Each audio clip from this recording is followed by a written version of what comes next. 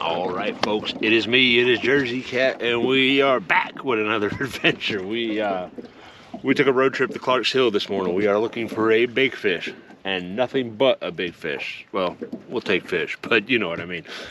Yeah, got up early this morning, took the day off of work, decided that I was going to come down here and, give it my best shot to find a big girl. We got some big shad, we got some good herring. Special shout out to Jody's Bait Shop, which is at the base of Lake Russell and the north end of Clark's Hill. It's right by Bobby Brown State Park. It's a really good bait shop that's located in a good area. They do sell bait on an honor system when they're not there, so please be respectful and pay. Some people like to put pennies, bolts, scratch offs. She was showing me. Just, they're being nice enough to give us, 24/7 bait. So be nice enough to put the money in the envelope. You know what I mean? But yeah, really nice people. Thank you for the bait. Appreciate it. And yeah, I mean, we're looking for a big fish. I feel like, I don't know if you've ever watched the movie The Good, the Bad, the Ugly. If you remember a part where Duco Ramirez is trying to follow Clint Eastwood, and he keeps getting to his campsites just a little too late, and the fire's out, and the cigarette's out, and then he gets to that one campsite, and he starts puffing on it, and the cigarette's still lit, and he knows he's close to him. That's how I feel searching for this big striper right now. Like, I feel like I'm just behind him. I keep hitting all these different lakes, but I feel like I'm just missing him. But I feel like the cigarette's still warm today. If that makes any sense. You had to have seen the movie to know what I'm talking about. But yeah, man, we're here, we're doing it. There's fish blow, something just blowed up right there. So I wasn't planning on fishing in this particular spot, but I'm seeing some shad flickering. I've seen a couple fish bust. We're back in the creek. I was going to go out to the main river channel and start out there, but I guess I'll pull my way out to the main river channel. And yeah, we'll just go from there, man. But yeah, other than that, I ain't got nothing to say. Let's go fishing. Stick around.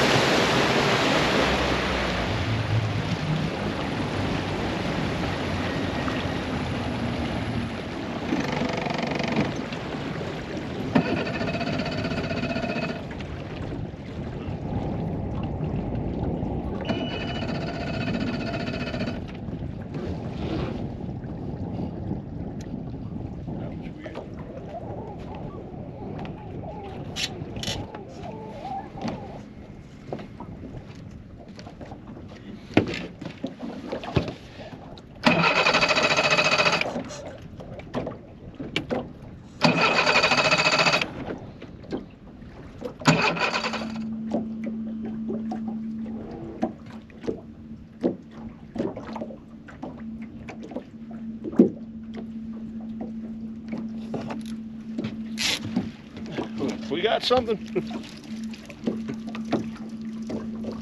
It's either a bird or a bass. There might be a small hybrid. I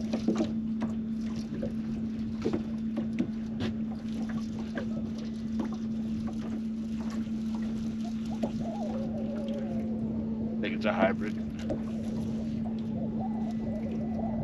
Moving too fast to be a bass.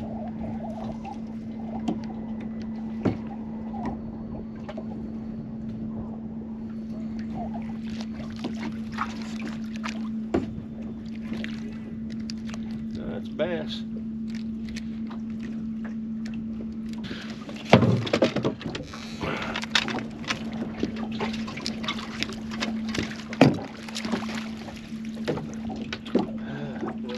Well, there it is. Spotted bass. Boom. Boom.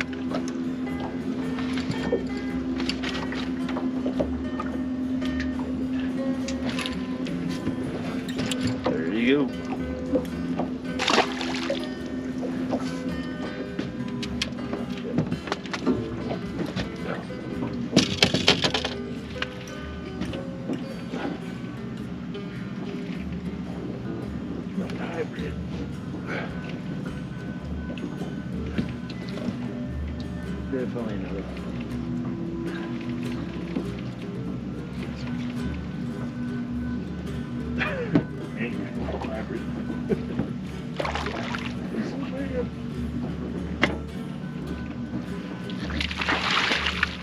I guess after blowing your fuel pump up, I guess you take what you can get. There you go, folks.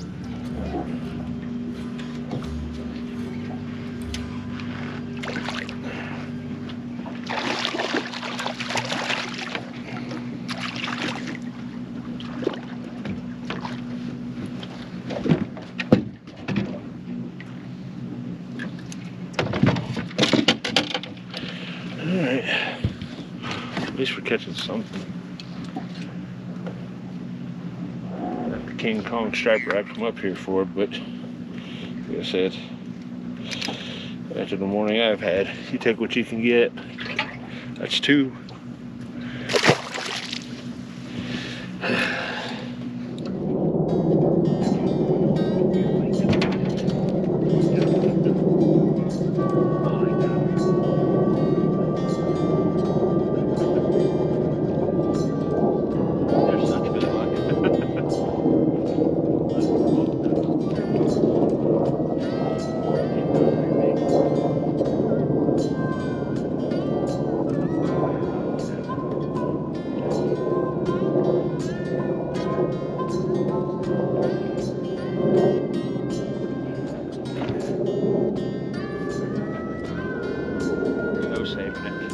It's just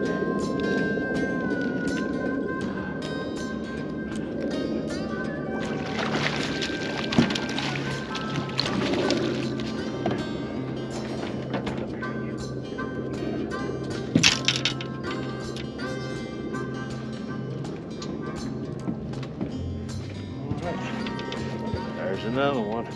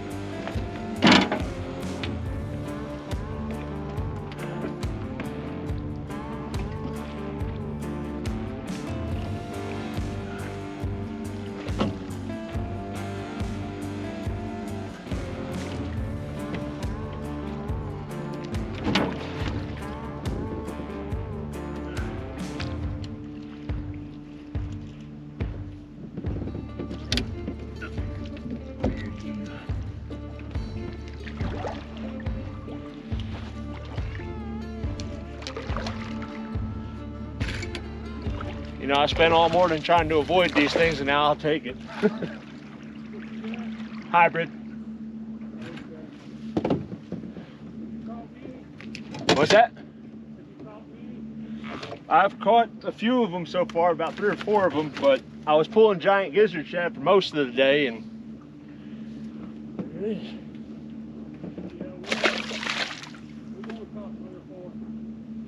Hybrids or stripers? Well, that's what I was aiming for. Now I'm just taking whatever will bite, you know?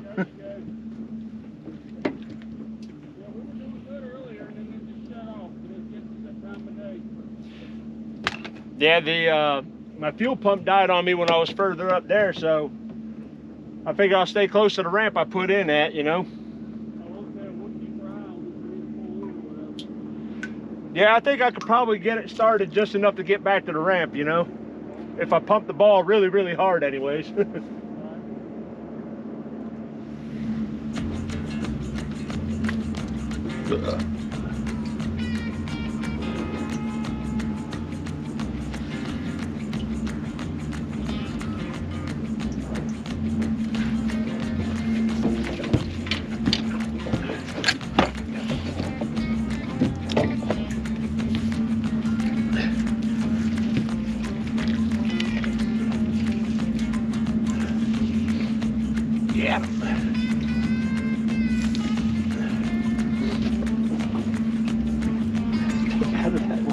jerk.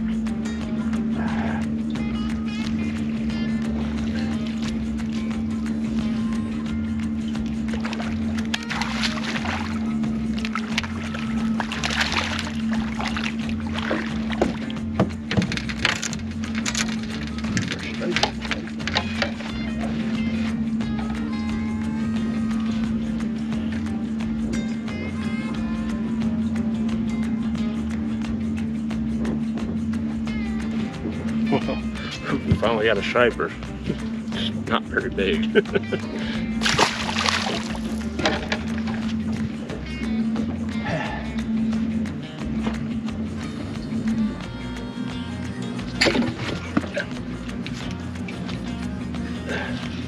Hey, we got a little.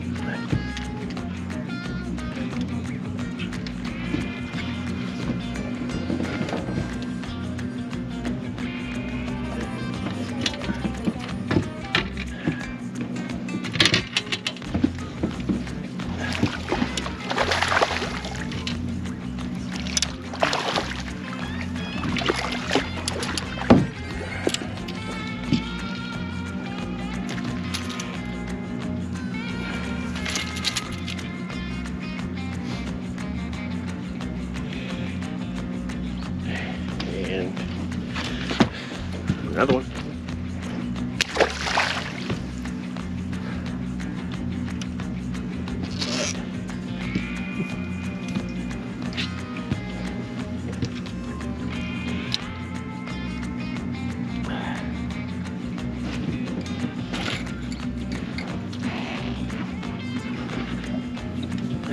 You know, they say when life gives you lemons, you make lemonades. And we definitely got lemons. Oh, Lordy.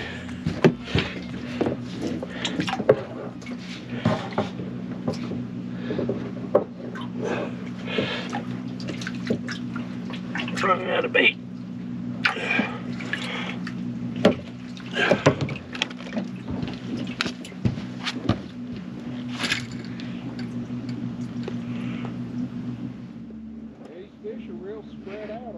Yeah, I'm just getting one here, one there, one here, one there, but I'm not seeing hardly any of them. I'm not either. Maybe one at a time here and there, but that's about it.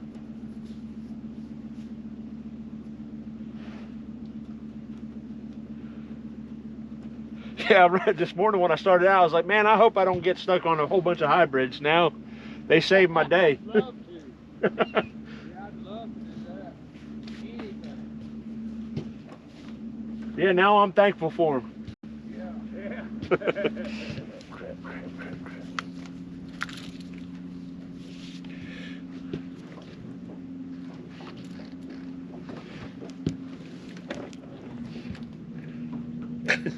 Damn it. Ugh.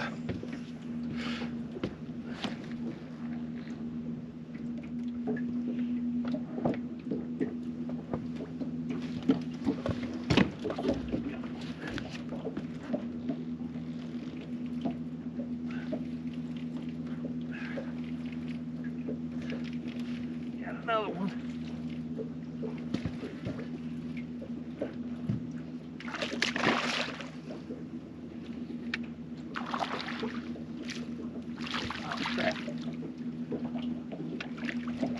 Almost got it up.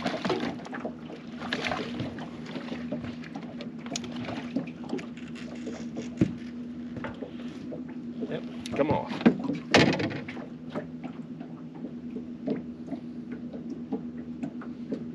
Daggone.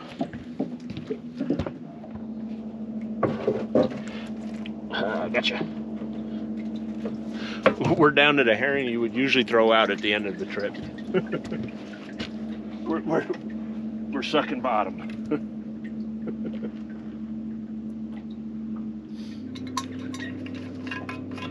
I guess apparently I got a good eye for fishing spots.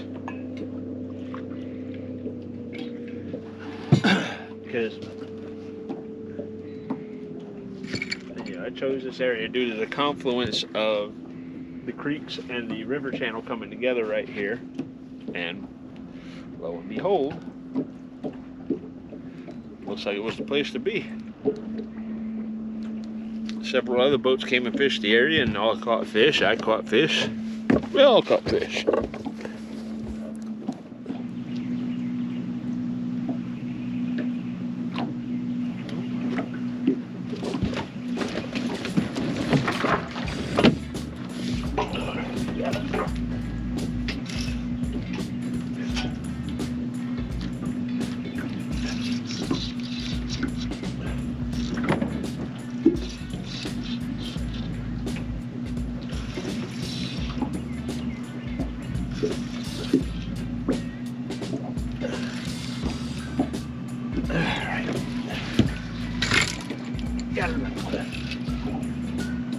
Starting to wonder if we was gonna get another bite before we quit.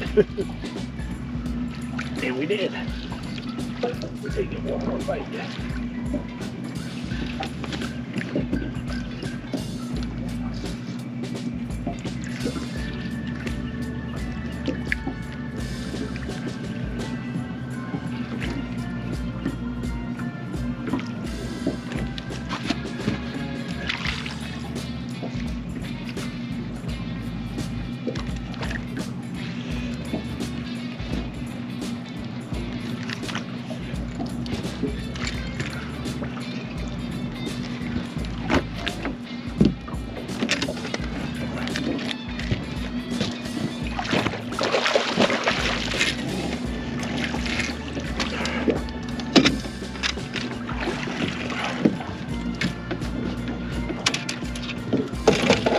The biggest hybrid we got all day.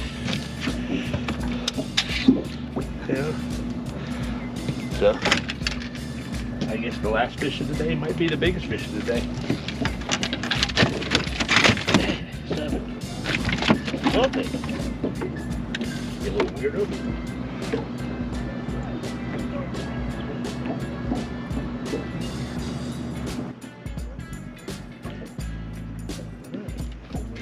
And boom. Look at that, huh? Hybrid. These guys saved the day today. When life gives you lemons, you go catch hybrids or make lemonade or something like that. Here's your lemonade.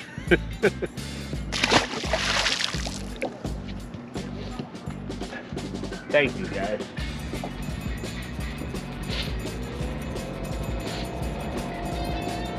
Yeah, we didn't show out catching no giants today, but caught a bunch of fish.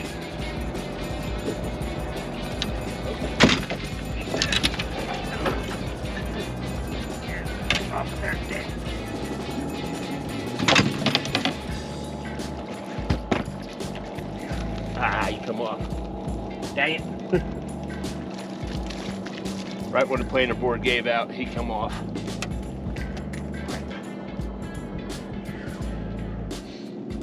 All right, let's see if we can catch that last herring.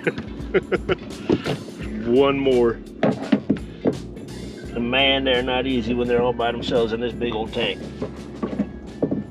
And then he swam right into the net and made it easy. Uh-oh. Turn that road.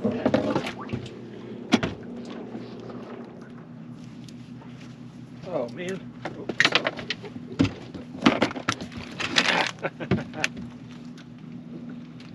Well, looks like we had a shot at one more fish, but somebody shanked it. Yeah, that one's all me. I messed that up. But all right, we're just about done here. I mean, I've got 3 rods in the water. I don't even know if they have any bait anymore. You know, if we would have came here with some shiners or, you know, probably 3 or 4 dozen herring, and we would have, you know, pulled specifically for hybrids, I think, but we could have caught the snot out of them for sure. I know we could have, because I mean, I was catching them all afternoon, you know. I started out my day. All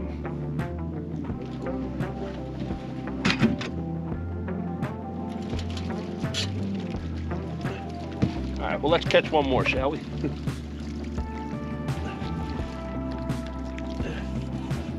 One more in the boat.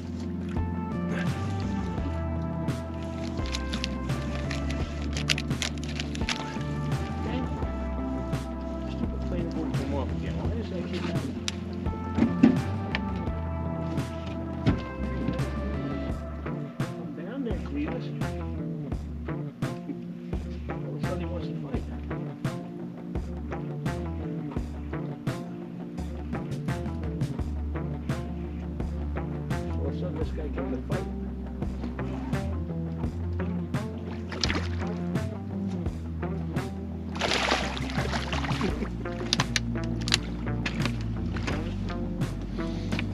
Come here, you. Tangle the plant on the line.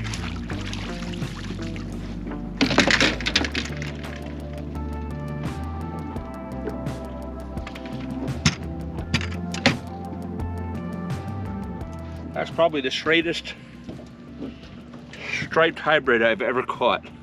We're gonna call him Straight Stripes. Yeah, he's officially our last fish of the day. Say goodbye, little guy. Bye. Have a good day, everybody. See you later.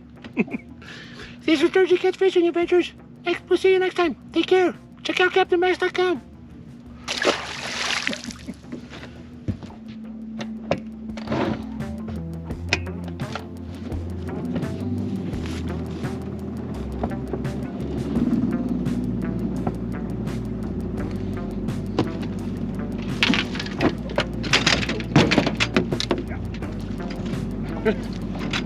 My man took off with that thing, huh?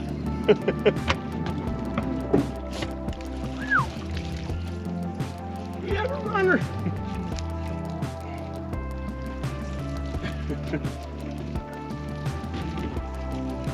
Supposed to be getting my finger for you, little. I don't even know where it's at now. I see it.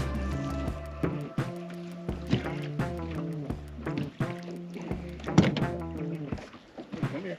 Come on. All right, so this is officially the last fish of the day. Unless a big one just comes along and tears up that gizzard shad.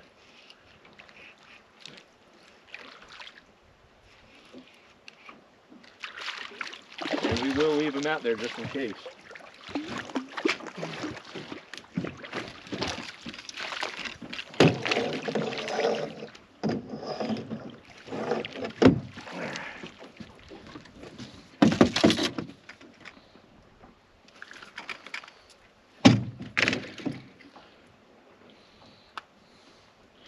Hey, gill maggots. You don't say. All right, there he is. Boom. Last fish of the day. Say goodnight to my little friend.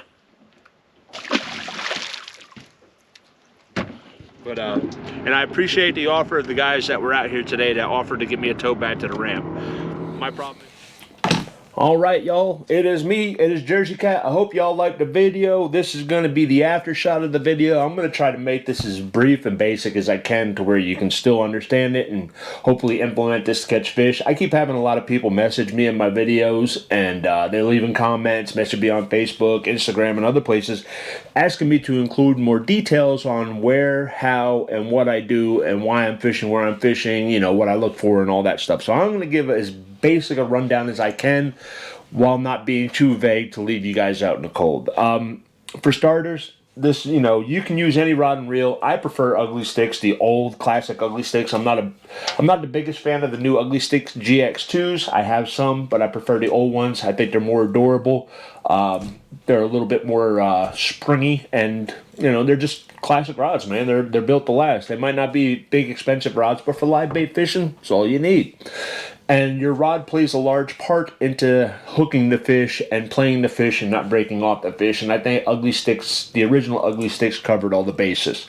So we're just going to go with that. And I'm going to assume that y'all don't have a line counter reel. So we're just going to rattle off what we do and how we do it. For starters, my main line, I use 20-pound Suffix Elite. It seems to be more soft and supple than other 20 pounds in its class, such as, you know, Berkeley Big Game, which tends to have a lot of memory after it's been on the reel for a little while. And by memory, I mean the coils that come off the reel when the line's been on the reel for a while. And Big Game is really stiff. This stuff is nice and soft and pliable. As you can see, this line's been on this reel for a while, and it's still nice and straight. You know, it doesn't have a lot of coils to it. So we're just going to go from there. Suffix Elite, 20 pound. That's what I use. Now,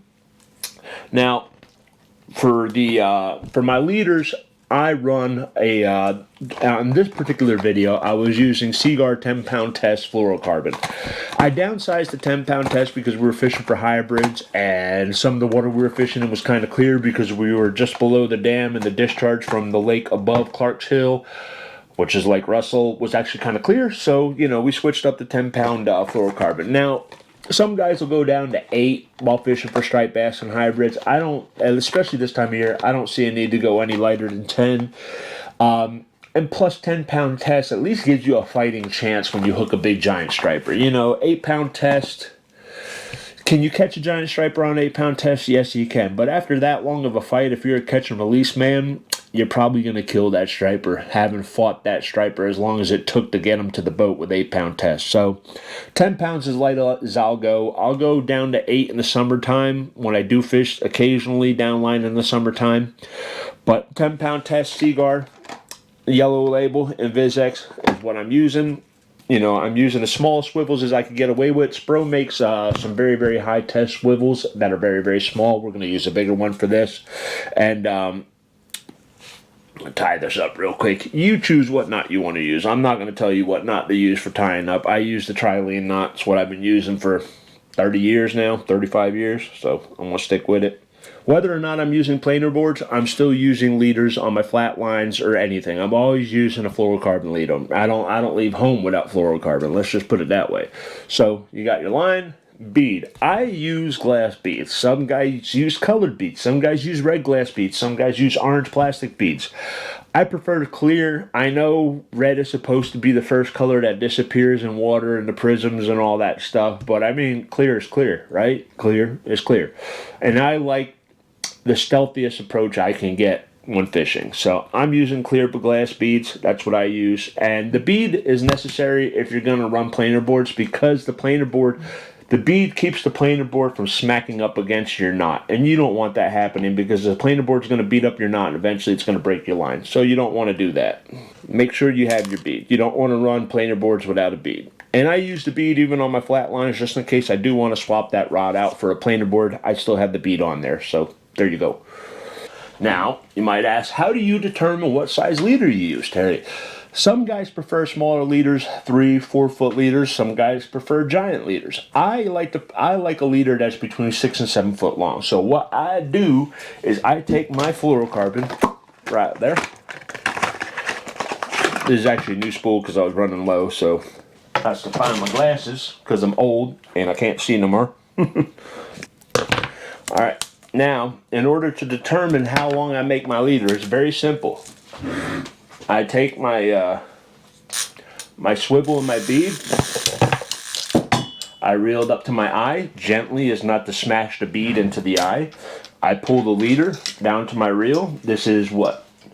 This is a 7-foot rod. So I pull my line down to my reel, and that's where I cut it. Boom, 6-foot leader, you know. There you go. Now we have a 6-foot leader cut. I am very big on choosing the right size hook for the bait. Don't go too small because you're going to have hookup issues with, you know, actually hooking the stripers. Don't go too big because your hook's going to kill your bait fast, and it's going to give it an unnatural presentation because the hook is going to be weighing down your bait. So it's hard for me to explain what size hook is right for which size bait, but number 4, number 6, and number 2 Gamakatsus is pretty much what I use.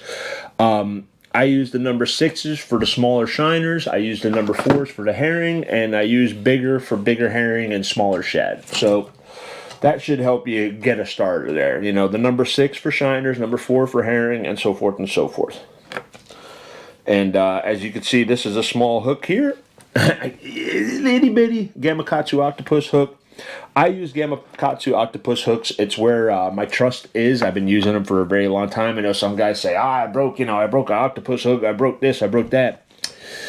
If you're breaking hooks, there might be an issue with your drag. You're running your drag too tight. There's something going on. I have never broken a hook. I've broken hooks when the fish were in the net flopping around, or when I went to get the hook out, I'll snap the hook up, but I've never broken a hook while battling a fish. It's never happened. I've never done it.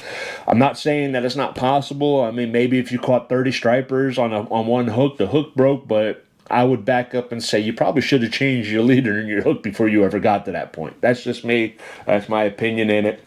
But, you know, is what it is. But All right, on this particular day, I was running my live baits anywhere from 30 to 40 foot back from my planer boards, and I was using them without split shots on this day. A lot of days, I'll run 1 to 2 split shots on my lines, depending on things I see. Now, what I'd seen this day that made me take my split shots off of my line was I was catching fish in this area. There was another boat that showed up and was catching fish in this area, but we weren't marking the fish on our sonar. So that told me that these fish were high up in the water column. That's why I wasn't seeing them on my sonar. So the fact that the fish were high up in the water column and closer to the surface, I deduced that my baits don't need to be sinking that deep. So I took my split shots off, and once I took my split shots off, sky was the limit. I ran out of bait in 2 hours. So you might want to use split shots. If you're seeing a lot of fish on your sonar or your graph that are 20 foot, 30 foot, 40 foot deep, that should determine how many split shots you're putting on your line. If I'm seeing fish, 35 foot plus foot deep consistently, I'll run 3 split shots on my flat lines and my planer board lines, and I'll kick my lines further back from the board. I'll kick them back as far as 80 foot. There are sometimes fishing over open water, over main river channels on Lake Lanier and other lakes where I have my baits 120 foot back from my planer boards. It's all experimentation. I mean, you're going to have to, I can't really nail down and say use this on this day on this kind of condition where the fish are here. That's all stuff you're gonna have to figure out. That's what makes striped bass fishing with live bait so interesting, is because there's a wide variety of ways you can tackle and target these fish. So and once you crack that code and you figure it out, and it's really cool when you're around a whole bunch of boats and there's guys, they got 1 or 2 and you're just boom, one after another after another after another. And they're looking at you like, who is this guy? I mean, come on. We all got a little bit of ego in us, and that's pretty cool. You know what I mean? Because you cracked the code that day. You figured out what those stripers want to see, what water column depth they want to see it at, and you're the man. You're nailing them, So don't be content just catching 1 or 2 fish. If you're seeing fish relating to live bait and you're only getting 1 here, 1 there, something's up, man. You got to switch it up. Keep trying different things. Don't get caught up thinking that you've got the right idea just because you caught 1 or 2 fish. Could you have caught 6? Could you have caught 7? Could you have caught 8? Could you have caught 10 or more? Keep trying different things. If you have 1 and 2 split shot rods, and your rods with 2 split shots keep getting bit, throw a third on there. Kick that one out, or kick it out a little further from your board. You might find out that they're willing to travel to grab that bait, but they don't want to go as far as you had that bait from them. So keep experimenting, man. Don't get caught up and think that what you're doing is the right thing you're doing just because you caught a fish here and there. So want more is all I can tell you. Want more. Like I said, I'm going to assume that you don't have a line counter now. Back in the day before, when I was broke and I didn't have much money, here's a secret. I'm kind of still broke. I'm just irresponsible. But I didn't have line counter reels. Now all my bait rods have line counters on them when I'm striper fishing, so I don't have to do the guesswork anymore. But this particular rod and reel, it is 26 inches from this eye to this reel. So if you want to put your live bait, 40 foot back from the board, it's 2 feet. Roughly 2 feet plus 2 inches from the reel to the eye. So you go 2, 4, 6, you have your clicker on, and you go 2, 4, 6. It takes a little longer, but it's how you can get away with getting your lines out there more accurately without a line counter. It kind of stinks, but hey man, we got to do what we got to do, until you can rush out and buy a whole bunch of tackle one day because you hit the lottery. Sometimes we got to do what we got to do. Now, when fishing with smaller baits, I prefer to have the ugly stick medium light rods. They're a little more whippy. They tend to keep the hook engaged in the fish better. Stiffer rods tend to rip the smaller hooks out of the fish easier. So on this particular day, I kind of started going with my, I put some of my heavier duty rods up and, kind of parked them in the rod holders without bait on them because they weren't conducive to what I was trying to do that day. So that was the rigging. I'm thinking if I'm trying to leave anything out, if I'm leaving anything out, I prefer, as far as planer boards go, I'm going to give you the rundown of the planer boards I like. These are Captain Max Perfect planer boards. This is the 10-inch model. We'll just say I use the 10-inch planer boards for the bigger gizzard shad, 10 inches and up, Smaller gizzard shad, I will put on the max perfect planer board, the 7-inch model. I like the 7-inch model because it doesn't have a lot of drag when you're reeling it in the water, and neither does this. You know, you're fighting the fish without feeling too much drag from your board. And then I also like the water bugs planer boards. These are nice little planer boards. They really don't drag the water at all. They're pretty light. They're great for small threadfin shad, small herrings, small shiners, you know, and you get a great fight out of the fish without feeling these boards in the water, feeling like a dead sponge, you know. So those are the kinds of boards I like to use. Now, you know, what you do is you clip your line on this swivel right here, and then you clip the clip closer to your rod. You know, the clip, you want this end facing your rod, the swivel end facing your bait. And you let your line out 40 feet, 60 feet, wherever you're going to let it out. Clip your board on, clip your clip onto your line, and there you go. You're planer board fishing. Now, how far do I kick the boards out from the boat? As far out as I can get them without having issues. If I'm fishing a tight area, like a small creek arm bowl or something like that, I'll keep these boards, I don't know, within 80 foot of my boat. If I'm fishing out over a main river channel where, you know, I have endless amounts of room to make turns, I will kick them 100, 120, 140, 160 foot out from the boat. That depends on where you're fishing, again. So we've covered the rod and the rigging and all that good stuff. Now we're going to go into why I choose where I'm fishing when I pick these new lakes to fish at. I mean, you know, I fish all over the Southeast. I fish all over Georgia, Alabama, Tennessee, starting to fish South Carolina here and there. And I do pretty good just about everywhere I go. Knock on wood, I've never went to a new lake out of state or in state and got skunked for striped bass to date. So stick around. We're going to cover that now. Alright, y'all, I'm going to see if I can break it down as simple as I can to explain what I'm looking for in the areas that I'm fishing and why I stop and fish them. Alright, here we go. This is the main river channel, the body of water we were fishing that day.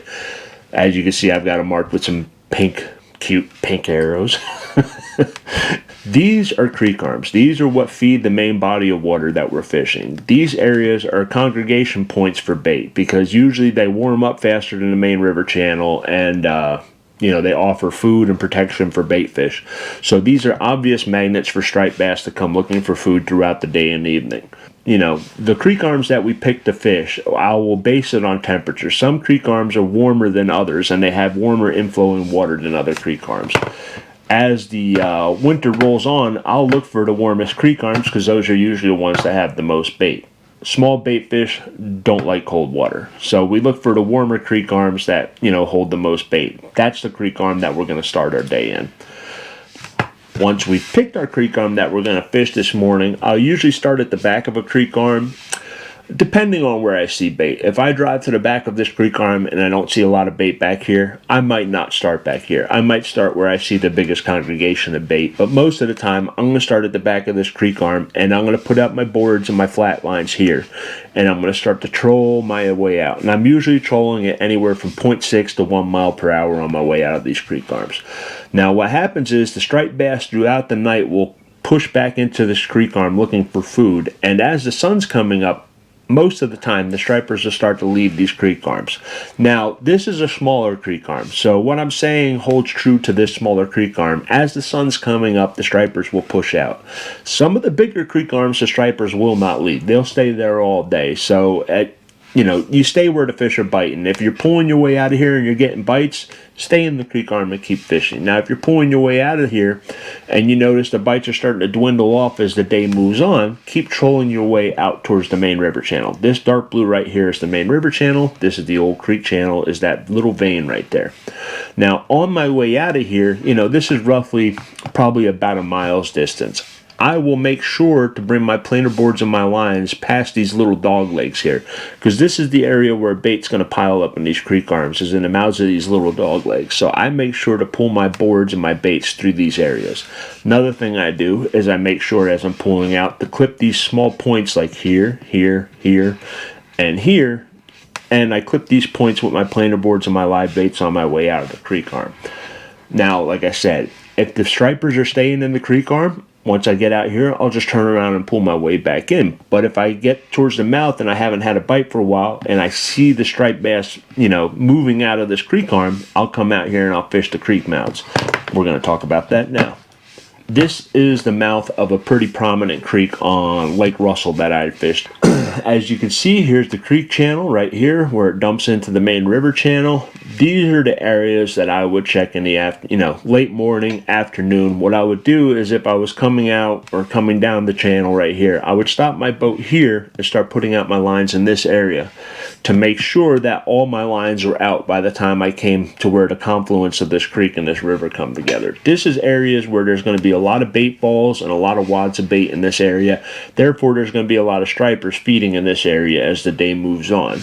So this is the kind of area that I would keep hitting. I would come down, I would pull my planer boards across the mouth of this creek, I would double back around, I'd at least do 2 or 3 passes in this area to see if there's fish feeding before I left.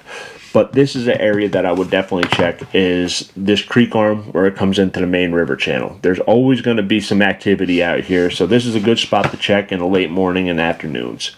And here we go. This is a smaller creek arm, but, still stays the same.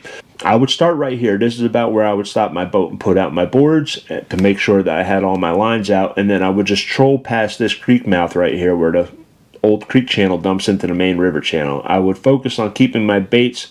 I would have some of my planer boards up on this ledge and some of my planer boards out over open water, and I would have my flat lines running about even with this river channel edge. And then I would troll past this area right here, and what I would do is I would double back and I would cut in and I would drive my baits over these points right here at the mouth of this creek.